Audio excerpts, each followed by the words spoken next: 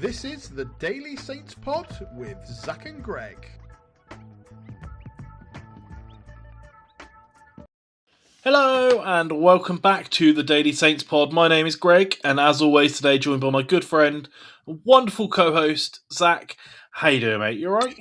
Good morning, good afternoon, good evening. Yeah, pretty well. Just almost forgot it was actual football. We've been so tied up with everything else and transfers and other discussions around our club that, so hey, we've actually got the actual game to watch at some point. That's kind of exciting. That's the crazy thing, right? We were talking about it slightly before off air, and with all of the distraction of deadline day and people leaving and one player coming in and all of the other stuff and connotations that have come off of it, it's almost hard to remember that actually we got 7 points in 3 games. We're unbeaten in 3 and coming into a game now against, perpetually managerless Watford, who are without a striker, without a manager, on a poor run of form. I mean, perfect opportunity for them to beat us 3-0, isn't it? Look, it's just interesting, isn't it? I don't know. It's going to be an interesting game to see how it plays out. It's one of those ones that at any other point in the season, you're right, you would have said it feels like that sort of banana skin potentially to come and do us. But I just feel, I don't know, I feel like a fresh sense of confidence that that's just not going to be the case. And I don't know whether that's just delusional optimism or if there's sort of something coming good with the team. I don't know, mate. How are you feeling heading into it? I think that the balance is going to be slightly upset by transfers and this and the other. But yeah, hopefully they've had a solid week of preparation and can just go into it with, better attitude. Like our last game from Brighton, was it like 2-2? I swear that we went up and then they scored and then we went up again and we let score again. And it kind of just ended a bit meh for everybody involved. So I'm hoping, we can capitalise on the turmoil of other teams because we keep failing to do that. And in fact, we seem to give them a leg up. So, yeah, I don't know how I feel overall. Again, I think it's just been completely shadowed by everything that's been going on in my head personally. And I'm sure that'll change when I sit down to watch it on the weekend. But, yeah, it's what it is, isn't it, really? It'll be what it will be. Yeah, I mean, look, I think it's going to be good. And it's an opportunity at home to put in the type of performance and the kind of team gutsy showing that we've had twice now away from home and bring it back and try to keep some sort of buzz and some sort of atmosphere around St Mary's because, much like us as we're feeling, it's all kind of been, the results have been shadowed by the events and the connotations of deadline day. Like, that's going to be the vibe across at least portions of the fan base and portions of St Mary's, right? Even in the recent away games, you've seen videos coming out of anti-Sports Republic chants, even when we're winning. So it's the kind of thing where that kind of atmosphere is possible to have an impact on the game, right? But if they come out the gates fast, score a goal, and sort of keep it popping and keep it lively, maybe they can kind of subside that a bit and keep the energy flowing. Yeah, I agree. It's been a hot minute since Watford have beaten us as well. Like, the last time they beat us was 2022. We played a couple times since then. So, but yeah, you're right about trying to make sure that the atmosphere. I think it's going to be difficult to predict the atmosphere because of the fact that you're right. Like, as much as we've come off of a win, as much as there is a want to be positive, we have, a new transfer that may or may not be the team. We haven't seen the conference yet because obviously he's got back to Fridays by the looks of it. So we don't know. It's going to be a bit shaky because obviously it's going to be off of the back of all the Valencia stuff and all of the stuff when it comes to Sports Republic.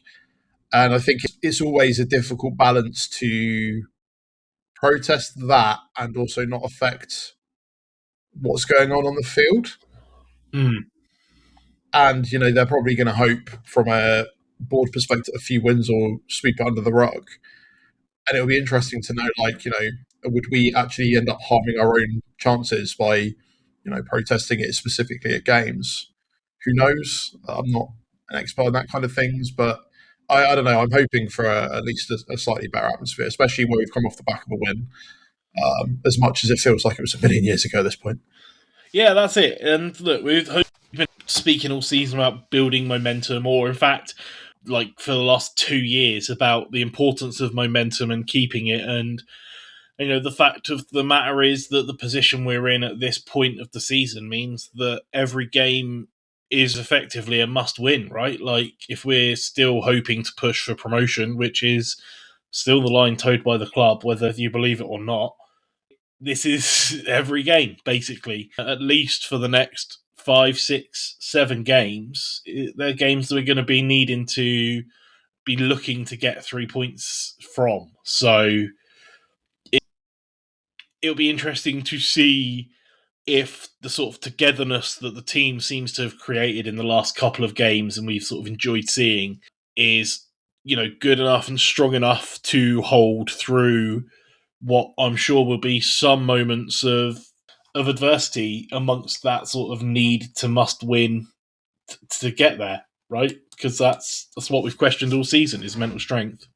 Yeah, I agree, and that's, I guess, we've got hope we see on the weekend, because if not, we'll just go straight back to where we were before, where all the discussion is going to be about everything else that's going on around it. And obviously, I think players are probably going to be acutely aware that that's going to be something that's going on in the background as well. But ultimately, just got hope that they give it their all, which I'm sure they will, and we actually see a positive result from the game. I don't know. It's because it's Watford. Like, I don't really know what to predict. Obviously, as I said, managerless is like they're perpetually managerless. Yeah, exactly. Sure, they've picked up an injury, but that is obviously always an opportunity for somebody else, or not an injury, sorry, more of a suspension. But it's always an opportunity for somebody else to step up and put in a good performance, right? And that sometimes can happen. So it's just, yeah, I don't know, man. As we've kind of alluding back to about 5-10 minutes ago, it's just kind of surprising there's a game taking place more than anything to me at the moment. That's it. It's the part where you forget that football's actually about the football, and that's the good stuff that we like and look forward to. But like you say, Watford leaving grounds with their manager on mutual terms, I believe, right earlier in the week. They're winless in their past 5 games. Only lost 2 of them, though. Drawn 3, lost 2. But they scored just 2 goals in that. Prior to that, they'd won their previous 4 in the Championship. So, they're still up in 8th. So we're still looking up at them, which, that's what I allude to with it being must-win, right? We need to win these important games against the teams that we are hoping to leapfrog, because that is how maths works. So that is the easiest way to gain ground on them and sort of build places up in the league. An interest stat that jumps out at me, Zach, from the BBC match pack for Southampton Watford is one that I know you're going to hate, which maybe, to be honest, is the reason it's jumped out at me. But Southampton have scored 43 goals this season from an XG of 52, with only Blackburn underperforming their expected goals more than the Saints. So we're at -9 goals compared to our XG. What do you make of that? Who cares? Whatever. It does tie in so much because it's such a.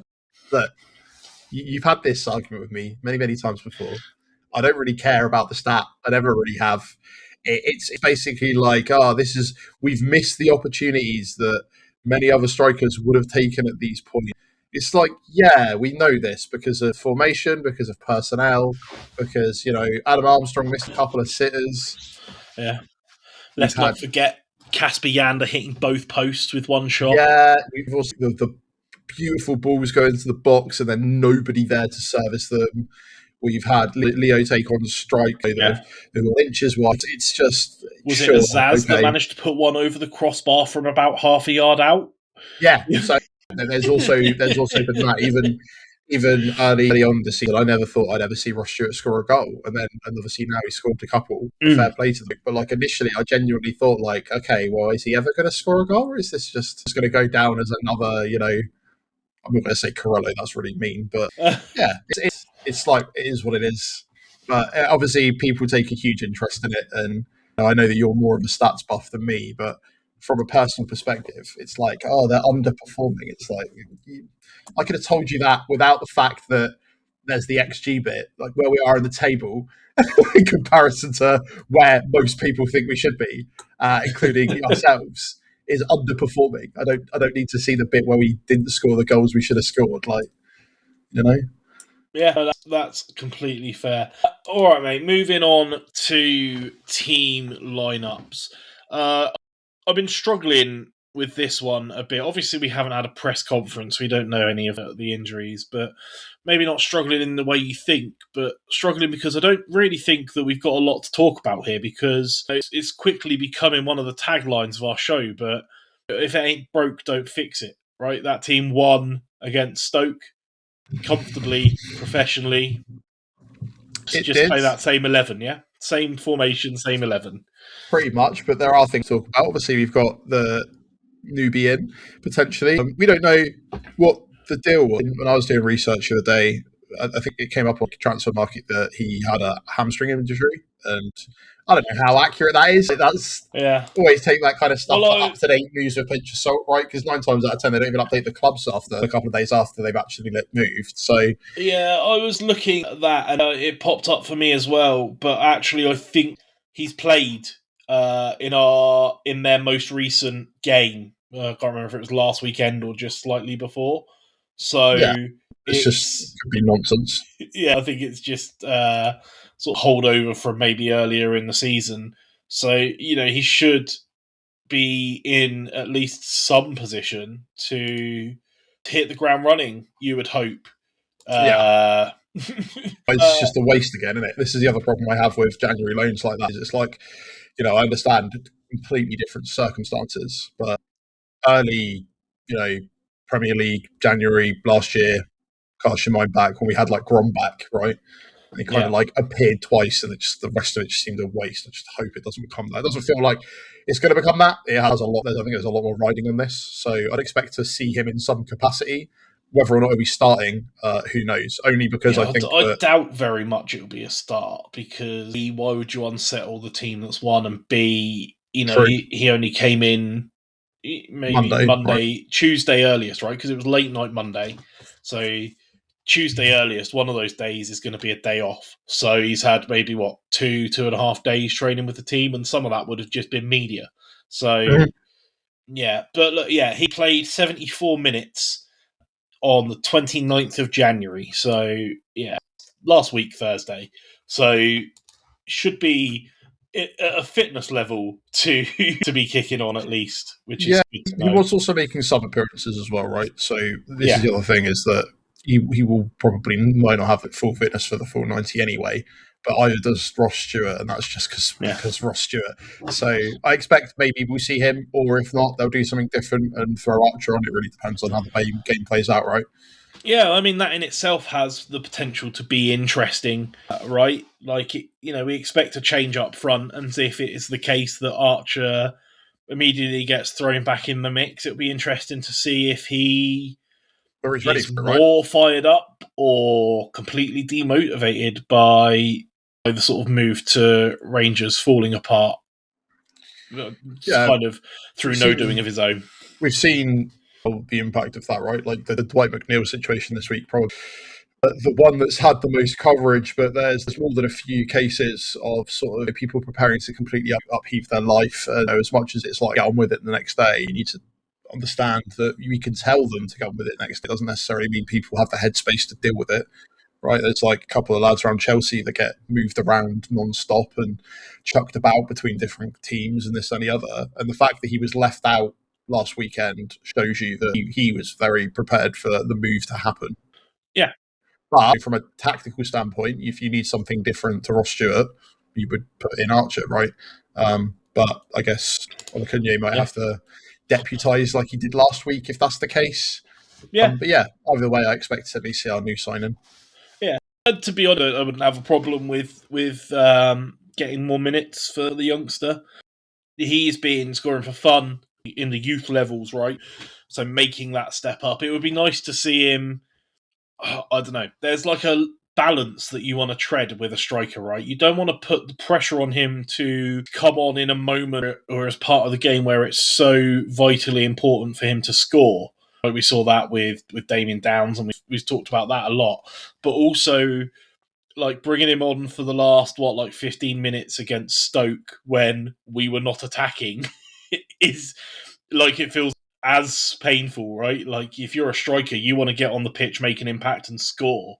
And if that's not the point of the way the team is playing at that moment, that's going to have some effect on you as well, presumably. So True, but I would point out that you also made the point last season when Jay Robinson started getting minutes in the Premier League, and I made a similar point to you that minutes are good regardless, right? Minutes in a full like first team in the atmosphere around the stadium and stuff are going to be vital yeah, to be able to expand your career. So yeah, everything like that is good. I feel it's experience, isn't it? That's yeah, that's the word I'm building looking for. yourself up to it. It's First team experience, right? as much as we like to sit here and criticise, it's not the easiest thing to go out and do. That's part of the reason it pays so much to go and do it that well, right?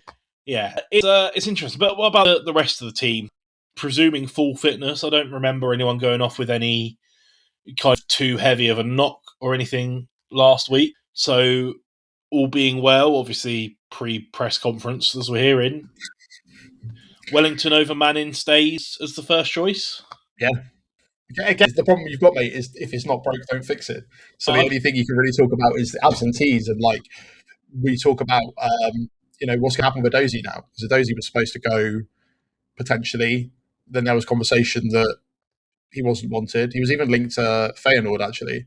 I wonder if that's actually how the conversation around Blaren started, and then they kind of backed off and actually tried to sell us a player, right? It reminds me of, when was it? I can't remember where one of our players went to, and we were looking at one of their centre backs, and then what happened? They sold their players to us. Oh, sorry, we sold one of their players to them, and then immediately they shut down negotiations on that centre back. And I'm wondering if it's like very much the same thing, Yeah, but the opposite. Obviously, they're talking about potentially reintegrating him back into the team. I imagine that's going to take time. I think that he has been keeping up with fitness, what I can tell. But I just think it would be useful to have a good option for Leo that isn't just Jay Robinson every time. And I yeah, don't mean that as disrespect to Jay Robinson. We've been through that before. Just that we need some more impact players that know the league a little better, yeah, even if definitely. it's been a while since he's played in the league. Yeah, well, we've talked a lot about Jay Robinson. I think that both of us are fans of Jay. The realistic matter is that a winger is not really his natural position. He kind of prefers to be a number 10. Obviously, it's kind of a logical swap for Leo because Leo is the one who is going to need to come off because of, he just runs to his detriment, right? Like he doesn't stop. And, in the same way that Leo's skills are carrying the ball, that is one of Jay Robinson's strengths. Is that he's happy to pick up the ball and dribble at players and carry the ball forward. But you're right; it's nice to have a different option, and maybe having that option go out on the wing allows the option to play Robinson in his more comfortable position in the middle at some stages as well, and sort of build that way. It's depth is important. Squad depth is important. What we saw of Dozy the last time we saw him was a confident player who was also happy to dribble at players, and at that time was lacking an end product. And it's been so long now since we've seen him that it's hard to tell what we'll get, right? But you can't. Surely it's worth a try, right? I don't know. I mean, it's been such a strange saga with him in particular, right? It's a really strange situation that we haven't seen more of him. And like I said, I think between the window, he was out with a hamstring injury for a bit, if I'm not mistaken, or at least that's what they were reporting. So maybe it's not strange, and he just hasn't sort of quite found his way back in since then. And then it's got sidelined because of transfer talk. But yeah, it's a particularly strange situation, isn't it? I agree. I don't know if we're going to hear anything anytime soon, or we'll even be informed of the whole situation. Right, this is very similar to, in my mind, when Bella Kotchap was just in the background. We never really heard anything. Eventually, he got to play, and then eventually was moved on. But there was apparently interest from Derby and Millwall, but I think it was either to do with transfer fees that fell apart, or alternatively, we didn't want to sell to a championship rival. And I feel like if the latter's the case, then surely we must rate him slightly more. So yeah, that's something definitely going on behind the scenes. But I do think it would be nice to see him back in and amongst it. But I will also caveat with the fact that the last time there were a bunch of, like, I guess, armchair fans, ourselves included, that were being like, oh, well, we just need to bring Joe Aribo back into the squad and he'll do amazing. And then he came on, and then for the next 5 weeks, everyone was kind of in agreement after that he should never play for Saints again. And unfortunately, he never did. Same with, we need Bella Kotchap will save all of our defensive problems. He was amazing in the season we got relegated from the Premier League the time before. And then he came back into the side and he didn't really do anything wrong, I think you'll agree, but also wasn't incredible. Didn't displace Taylor Harwood-Bellis at the time for any reason. And I think, I worry that we're kind of doing it again. And that's ourselves included. We're part of this, but again, it's because we pay so much microscopic attention to what is going on around the club that, like, you look at that kind of stuff, like, that's weird. Why is this? Hopefully we see this person. Maybe they'll come back. And, like, if not, we're just paying them. If we're just paying them, why won't they do anything? And then, what you don't want to do, especially in this time where we're currently on a technically good run of form, even if it doesn't hugely feel like it, as you've pointed out, is upset the momentum. But the problem is that we do a daily podcast. We could just go changes and end the podcast there, or you can listen to us talk about the what ifs in these cases, right? But that is always a good scenario to be in, because it means that we've got a solid team sheet again, and a solid 11 that we hope will do well and have confidence in, because we wouldn't necessarily change it. Again, the only change that I'd ever put around is that if I see either Flynn Downs, Shea Charles, or Casper Yander in that little middle area, I don't mind all of them. Will we ever see Romeo again? Probably not. It was nice while it lasted. Yeah, that's another strange one. Too much competition in that area at this point, really, to be considering him as a choice, I would have thought. Yeah. You mentioned that Bella Kotchap was considered the answer to all of our defensive problems last season, and it turns out that this season the answer was James Bree, right? He's been phenomenal since coming back. Yeah, so that's extremely not surprising to some. I know you've always been a big fan of James Bree. It did kind of feel a bit weird when we loaned him out, but it made sense that he would meet up with his old boss, who they got on well with. And clearly what we've realised is, after he's scored and has been an absolutely phenomenal player for them, maybe it's worth bringing him back. Yeah, I've always thought of him as a good player. He clearly isn't a player that's suited to a wing-back system, but then it appears, based off of performances and results, neither are any of the rest of our team. So, I don't know. It's a strange one, almost like playing the same position, playing the same tactical setup that we don't do that well in over and over again, and hoping it will change is not necessarily working out. And now that we've actually moved to what I think Wilstead originally would do, but apparently didn't have the personnel for. Well, now they've got the personnel for it, maybe we can kick on. I wonder if that's why Wellington's looked so much better as well, because it is the traditional fullback role, which he's obviously got a lot of experience in. It just kind of makes a lot more sense that he'll be more comfortable, rather than, like, trying to push too far forward because he's supposed to be a winger, but also back because it's... Yeah. I mean, look, I guess the worries come, mate, if they start not changing the system, but also if personnel get injured, right? Wellington picks up another ban or an injury, and then we have to put Manning in there, and Manning isn't comfortable playing in that way, and we lose the ball a lot, and then we concede by goals. It's all of those individual puzzle pieces, right? But I mean, Manning's played in a back four as well, right? Like, just because he was the one that best adapted to the back three, he also is naturally a left back. So you would correct at least hope it's why that he's able to do the job. Currently, currently the system showed that Wellington is playing better. So I agree, but Manning has come under criticism and has been one of the targets for some of the defensive faults in the team. And sometimes that's fair and sometimes not so much. But also in the same ilk, that was in a system that is not this, right? It was another system where the decision making becomes the main part of the problem, right? Or should I be further forward or further back at this moment? Whereas the position seems a lot better defined in this system. And we know that Tonda's a man for detail. So by almost simplifying it, it makes even more sense, right? That Yeah, it's and to makes be sense in my fair, brain. it's only because Wellington's playing better. I don't have anything Yeah, necessarily against Manny. He's had a couple of rough games, but also beginning of the season he was really good. He's one of the better team players that we had in the Premier League, which was a bizarre statement in itself to make, yeah, especially when we went up and that wasn't what we expected to say. But yeah, I think if we found something that's been working, let's not necessarily change, which has also become the tagline, as you pointed out, Greg. yeah. That's it. Right, mate. I think that covers it. Fellows, Cienza, Stewart, if they're all fit, they're Yeah, the first in the team. The middle of the park, solid. Azaz as well. Yeah, just go score loads of early goals and take the pressure off and do it well. Right, let's get on to score predictions. So historically, we actually do quite well against Watford. Mhm. We've Of the last 23 matches we've played against them, we've won 10, drawn 10, and they've only won 3. And they haven't won at St Mary's, like you say, since 2022. I mean, if you put any credence into the importance of those historical stats, then that makes good light reading for us. The pick of the AI is the home team to edge it over 2.5 goals being the bet. So, I mean, yeah, that sounds right. 2-1 victory, it's predicted.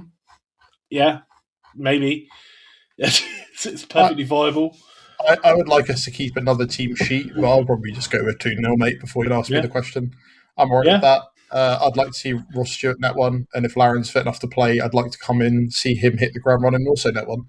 yeah. That'd be 2 goals from 2 strikers. Yeah, One early, one late, right? yeah, sure, why not? Well, let's prove that we're not just a one-half team, right? Because we managed to do that last time around. Let's again. So Yeah, let's keep this trend great. going. Oh, I like it, mate. I love that. Sounds perfect. Sounds ideal. Exactly what we need. Not to be outdone, I've obviously got to predict 3-0. That's just the hand you forced me into, I feel.